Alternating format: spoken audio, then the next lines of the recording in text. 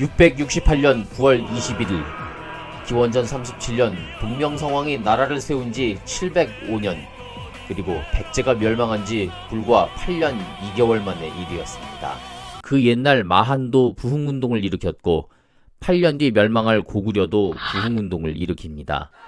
멀리서 찾을 것도 없이 우리도 110여 년 전 일제의 나라를 빼앗기고 줄기차게 독립운동을 벌였습니다. 만일 나라가 망하고도 부흥운동이나 독립운동이 없다면 그 나라야말로 진작 망했어야 하는 혼이 죽은 나라가 아닌가 생각해봅니다.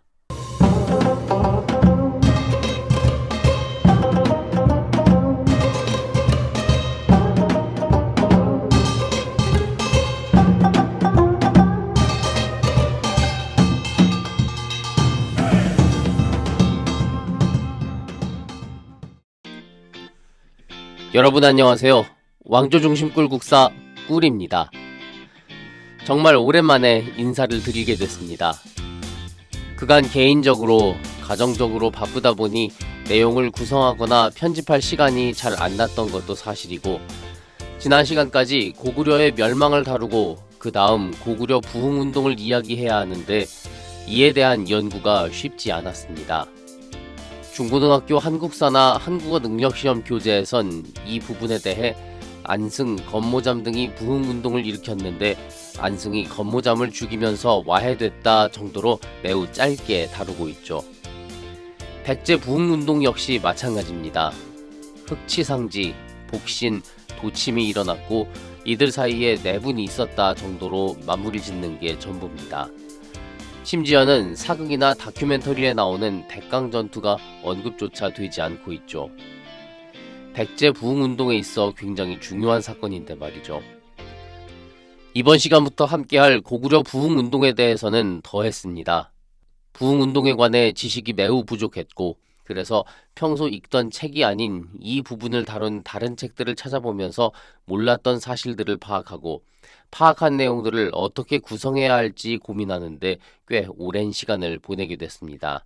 지금도 완전히 그 내용을 안다고는 할 수 없지만 너무 깊이 들어가면 저도 여러분들도 내용을 이해하기에 더 복잡할 것 같아 평소 꿀국사에서 이야기하는 정도, 또 이해할 수 있는 깊이로만 내용을 전개해 보겠습니다. 그리고 한 가지 더, 원래는 고구려 부흥운동을 다루고 바로 이어서 나당 전쟁으로 가려고 했습니다만 연구 과정에서 이 둘 사이도 굉장히 밀접하다는 걸 알게 됐습니다. 일단 고구려 부흥운동으로 시작은 합니다만 나당 전쟁이 같이 언급되다가 자연스럽게 넘어갈 것 같습니다. 완전한 삼국통일을 이루기까지 어떤 사건들이 있었고 어떤 인물들이 나오고 우리가 몰랐던 숨은 이야기들은 무엇이 있었는지 이제 하나둘씩 들어가 보도록 하겠습니다. 668년 9월 고구려가 멸망했습니다.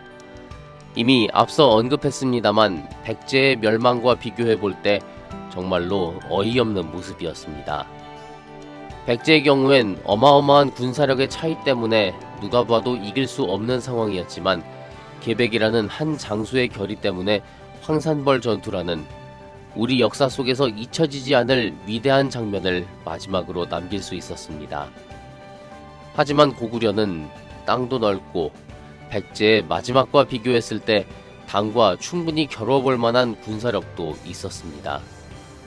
그러나 독재자의 죽음과 갑작스런 분열로 지도층들이 너도나도 매국노가 되더니 끝내 내부자의 배신으로 하루아침에 나라가 망했죠. 백제에도 매국노는 많았습니다. 하지만 계백이란 한 사람이 있었고 고구려엔 그 한 사람이 없어 어이없는 결말을 맞이하고 만 겁니다. 백제도 고구려도 나라가 망하자마자 부흥운동이 일어났습니다. 그런데 백제 부흥운동은 제가 지난번에 4회에 걸쳐 다뤘을 정도로 기록이 비교적 자세히 남아 있습니다. 백제 부흥운동의 리더였던 복신의 출신부터 시작해 어디서 어떻게 누구와 군사를 일으켰고 언제 누구의 지원을 받았으며 어떻게 분열했고 어떻게 종말을 맞았는지 길게 얘기를 했죠. 분명 고구려 부흥운동에 있어서도 흑치상지나 복신과 같은 인물들이 있었을 거고 나라가 없는 난관 속에서도 줄기차게 부흥운동을 진행했을 겁니다. 하지만 백제 부흥운동 3년과 같은 자세한 기록이 없죠. 제가 생각하기엔 이런 차이가 있지 않나 싶습니다. 백제 부흥운동은 신라와 당 모두를 상대했습니다. 나당연합군에 대한 백제 유민들의 원한이 컸죠. 이에 대해 신라는 옛 백제 땅을 다스리기 위해 부흥운동 진압에 상당히 열을 올렸고, 그러다 보니 삼국을 통일한 신라의 입장에서 자신들의 공적을 드러내기 위해서라도 백제 부흥운동 진압 과정을 상세히 남길 수밖에 없지 않았나 생각이 듭니다. 그런데 이번에 연구하면서 책을 읽다 보니 고구려 부흥운동은 당나라를 상대로 움직였지 신라와는 그다지 접점이 많지 않았습니다. 실제로 나당연합군의 움직임을 봐도 백제 공격 때는 둘 다 사기가 충천의 사비성으로 달려들었지만, 고구려 멸망 때는 당나라만 신났지 신라는 억지로 끌려가는 듯한 모습이었거든요. 훗날 사학자들이 요동 일대에서 당시 당나라의 관리나 장군들의 묘지를 발견하는데, 비석의 내용을 살펴보면 우리가 아는 안승, 건모잡 말고도 많은 사람들이 부흥운동을 일으켰고 꽤 많은 성과들을 거뒀음을 알 수 있습니다. 하지만 신라의 기록에 남지 않다 보니 역사 속에서 많이 잊혀지게 된 겁니다. 668년 9월 고구려가 멸망했습니다. 당나라는 단지 보장왕과 연남건의 항복만을 받으러 온 게 아니었습니다. 자신들이 차지한 한반도를 어떻게 통치할지 계획을 다 준비해 갖고 왔죠. 앞서 8년 전 백제를 멸망시키자마자 웅진도독부를 설치했죠. 도독부 하나만 설치한 게 아니라 옛 백제 땅을 어떻게 다스릴지 행정구역, 통치계획 등 모든 것이 있었습니다. 심지어는 멀쩡한 신라 땅에도 계림도독부를 설치하고 문무왕을 계림도독으로 삼았죠. 이미 한반도를 다 집어삼킬 생각으로 군대를 보낸 겁니다. 다시 668년으로 돌아와서 이번에도 마찬가지입니다. 고구려를 멸망시킨 지 석 달 만인 668년 12월, 당나라는 기존의 5부 176성 69만 7천호로 구성된 고구려의 옛 땅을 도독부 42주 100현으로 개편합니다. 그리고 이 전체를 안동 도호부가 관장하게 합니다. 적국인 당나라지만 대단하지 않습니까? 석 달 만에 새로운 행정구역을 적용한 겁니다. 이건 이미 고구려에 오기 전부터 고안한 거라고 밖에 이야기할 수 없을 겁니다. 그리고 앞서 백제 땅에는 웅진 도독부를 설치했죠. 그런데 이번에 고구려에 세워진 건 안동 도호부입니다. 무슨 차이가 있을까요? 아까 설명할 때 고구려의 옛 땅을 구도독부 42주 100현으로 개편하고 이를 안동 도호부가 전부 관장한다고 했죠. 앞서 백제 땅엔 도독부 하나인데 여긴 도독부가 9개입니다. 바로 도호는 도독보다 위에 있는 조직이라 할 수 있습니다. 고구려 땅이 백제에 비해 엄청 넓다 보니 여러 개의 도독부를 설치하고 다시 이를 관리하는 도호부를 세워 막강한 권한을 준 겁니다. 마치 일제가 일제강점기에 조선 총독부를 세워 식민 통치하던 것과 똑같죠. 이 당시엔 지금의 식민지에 해당하는 단어를 기미주, 또 이런 통치 행위를 기미지배라 불렀습니다. 안동 도호부가 세워진 직후인 669년 2월, 고구려를 멸망시킨 당군의 사령관 이적과 매국노 연남생은 고구려 영토를 어떻게 통치해야 할지 구체적인 계획을 상주합니다. 그리고 유인궤가 이를 실행하기에 이르죠. 2달 뒤인 4월엔 28,200호, 인구로는 최소 13만 명으로 추산합니다.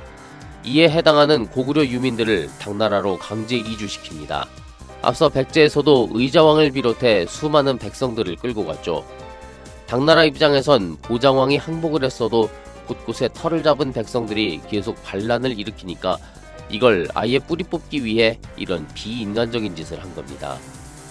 그리고 고구려 땅엔 가난하고 힘없는, 한마디로 반란은커녕 하루하루 살아가기도 힘든 빈약자들만 남아있게 됩니다. 안동 도호부 아래로는 구도독부 42주 100현이 있습니다. 안동 도호부 아래 먼저 구도독부, 그리고 각 도독부 아래 주가 있고 다시 그 아래로 현이 존재하죠. 그리고 도독부의 수장은 도독, 주는 자사, 현은 현령이 각각 다스리게 되는데 당은 이 자리에 고구려 지배층들을 포섭해 앉힙니다. 일제강점기 때도 면석이나 이런 하급 공무원 자리에 친일파들 데려다 쓰고 그랬죠. 같은 방식인 겁니다. 비록 지방 수령 정도야 고구려 사람들 앉혔다고 해도 안동 도호부의 고위 관료는 전부 당나라 관리들이었습니다. 전형적인 기미지배, 식민 통치의 모습입니다. 당은 반란이 거셌던 요동 지역에만 이 기미 지배를 적용하기로 하고 나머지 지역은 강제 이주를 통해 무력화시켜버립니다. 그리고 이 기미 지배는 처음 이적과 연남생이 계획을 상주한 지 근 1년 만인 670년 1월부터 본격 시작됩니다.